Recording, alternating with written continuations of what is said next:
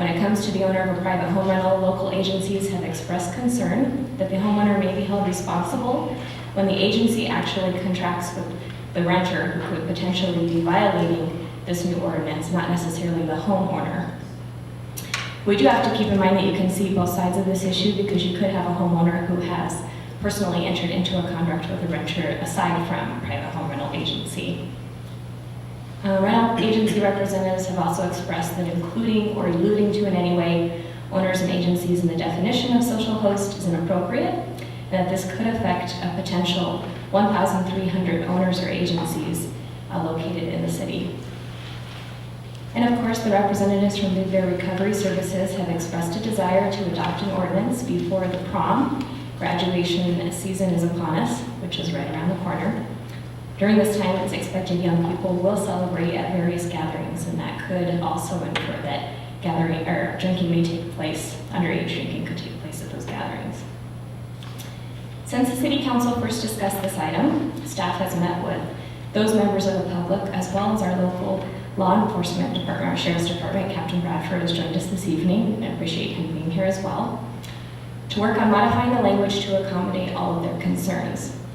Of course, as we recall, this ordinance was intended to mirror a similar one adopted by the county of San Bernardino in 2010, and that's so that we could keep consistency when law enforcement were to enforce the ordinance between city limits and outside the city limits. The latest version of our draft of the ordinance is attached. It includes changes the Attorney's Office made that were directed by council, as well as those made by staff, given the public input received from all of the people I mentioned. Just to briefly go over what those latest changes include, we redefined the definition of social host. Working directly with those representatives, we were able to further clarify that a person renting private property is the rentee. That language is explicit in the ordinance now. The rentee is intended to be the responsible party, not the renter. The renter is the person receiving payment for renting their property.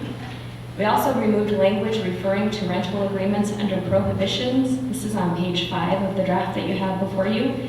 It had a V under prohibitions, the paragraph, and it addressed that a reasonable measure somebody could take would be to put something in a contract between a renter and a rentee that addressed that they could be responsible should a gathering take place where underage drinking is occurring. We removed that so that it wouldn't take out the inference to rental agencies. And then the council at that time also had a concern with a private homeowner possibly being responsible for any kind of penalties or fines that could take place because they would be liable for underage drinking taking place in their home without their knowledge. For example, mom and dad leave on vacation, 16-year-old daughter Susie throws a party, there's kids there, they're drinking, there's underage drinking taking place, mom and dad come back, and they're held liable for their daughter's actions as well as anybody else who might be in their home at the time. We deleted those were other civil penalties, which reference California Civil Code section 1714.1, and that's been omitted. So again, we recommend the City Council review this latest draft. Should the council be satisfied, it is recommended to introduce and conduct a first reading of this ordinance. Just to briefly go over the fiscal impact, the adoption of this ordinance does not result in a fiscal impact to the city. The draft is currently written, addresses recovering subsequent law enforcement and emergency response costs. That's something that was absolute from the council when we worked with the city attorney's office, and again, to mirror what the county has in place on their side as well. That concludes my report, and I'd be happy to answer any questions. Ms. Haggerty, I have a couple of questions. Maybe this is a better question for representative of CPR Pro, but how old does one have to be to qualify as a rentee under the transient rental agreements that we had? I believe it's 18 years old. Captain Bradford, did you have anything you want to add? I really don't, the way that it's written. I think it will give us the tools that we need to do the job in the city, particularly working with city code enforcement. So I think this will help us out. I know that the two ordinances between the county's ordinance and the city's ordinance are pretty similar, but what's the biggest difference between the two ordinances? Well, I think the biggest difference is what the ordinance he's talking about on the social, or the person responsible, only person responsible. In the county ordinance, we can take the parents or the homeowner under the ordinance. Here, we're going to be a little bit more, or use more, I guess, diligence in identifying them, particularly the weekend rental property, and actually go for the person that rented the property. I see. Any questions of either one of the speakers? Let's start off over here and work our way around, right? I'm glad to hear the change in the verbiage, because a few years ago, I know an example of a house that was rented by a parent for a child for graduation, and they supplied with alcohol. It was just blatantly the wrong thing to do. And I'm glad it's cleaned up now that if somebody rents a house or has a house for rent, that they're not necessarily responsible, that it's actually the parent responsible for it. The other thing that I had concern with, and it's still in there, is the use of the word should, but I know that you guys are going to use your discretion when it comes to should, because should's such a general term. Should somebody know? Well, again, that's just a discretion, I think, of the officer who happens to be there, and I'm sure you'll look at that. And that's absolutely true. I mean, our guys do have a lot of discretion. We're not just going to go out and start without being able to show who is responsible, number one, and number two, that they had knowledge of what was occurring. We're not just going to go out and start enforcing this without those two things. Mm-hmm. And that was basically it. Thank you. Okay. I think this question is probably for Sherry. So I remember that last year when we considered this, one of the council's prime concerns was that a person renting a second home to someone else would not be responsible. Right? You articulated that. I don't see that the way that this ordinance has been rewritten absolves them of responsibility. Maybe you can walk me through how it does. But I'm reading right off the ordinance. It says, social host is any of the following. And number one is the person or persons who owns or is paying rent to private property. So isn't the private property owner still a social host? Well, no, I mean, it doesn't say that. It says if you own private property, and then later on it says where alcoholic beverages are consumed by a minor, you're a social host. So I don't see that we've accomplished the goal of protecting the property owner there.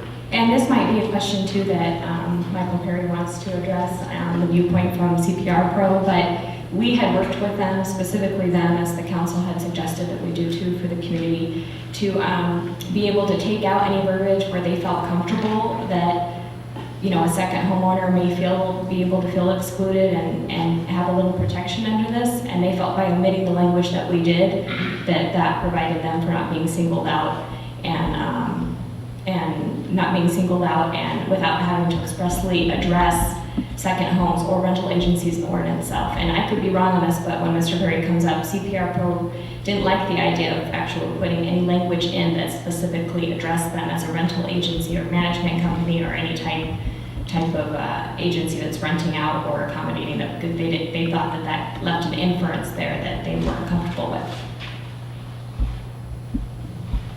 Mr. Dench. Yes, Mr. Nick. Councilmember Obernolte, I'm not sure if I fully understand your concern, but I may. Are you saying that in an instance where a home is rented by a rentee, that the owner of the home should then not be liable, instead the party renting should be liable? I had thought that was the direction the council gave last year. And actually, in rereading the ordinance after I received the agenda Friday, I anticipated that potential problem, so I do have language which I could read to you to see if it satisfies your concern. What section are you reading from? Right, this would be under social host, the definition, in the revised ordinance given to you this evening, page 5 at the top, where it says social host, period, any of the following, colon. Are you with me there? Yes. All right, the first paragraph under that is what I would possibly revise. It could read, the person or persons who owns, or instead, comma, here's where the insert would be, instead, comma, where a residence is at the time of a gathering, subject to a rental or similar agreement, comma, is paying to rent. What would be a similar agreement? Well, some agreements are called rental agreements, some are other types of agreements that's an occupancy agreement or whatever the title might be. Something similar to a rental agreement but not called that. That's what I had in mind. I don't want any technicality to overcome the purpose. So what would you, So I just wanted to make sure that in the absence of that kind of activity, the property owner wasn't held responsible. He wouldn't be, in the absence of that, you're right. yes, Dave? I guess, Sherry, I had a question regarding what you deleted regarding the rental agencies. You specifically deleted the section requiring rental agencies to have a provision in their contracts about underage drinking. Well, it wasn't a requirement. That paragraph is in there intended to lead people to a series of steps that would be reasonable, where law enforcement could show up and say, okay, you've done X, But Y, and Z this to try to doesn't prevent it. preclude the rental agency from putting a provision in their own contract that Absolutely says... not. Okay. You are correct. They could do that on their end. I'm thinking about after the adoption of the ordinance, and I think there's probably a number of rental agencies, I've heard at least from a couple, that they would like to have some kind of a short summary of the ordinance and the requirements, maybe in brochure form or something, that they can either add to their contract or hand out when somebody comes in to rent from them. Is it possible that we can produce something like that that's easily readable and, you know, can be supplied to the rental agency, so it's very clear when they rent if they don't have it in their rental contract, at least here's the ordinance you got to comply with? Yes, it is very possible, and we would actually do that along with having at least one, if not a series of facilitated community meetings with the rental agencies. That's been really the success we've had in the past, to actually communicate, talk, lay out what the expectations are, to put it into common language, black and white, and then have an ability to talk and field questions and examples and be able to deal with it. So we'll do that through Phil Mosley and Code Enforcement along with Captain Bradford. And I do know that rental agencies are thinking about this. I had one owner talk to me just yesterday, and they typically have provided wine to their rentees just as a courtesy, and that's going to stop as a result of this ordinance being provided. And they've also had a concern about the under 21 renters that they do get, because they do allow them, you know, over 18. One question that I was asked, and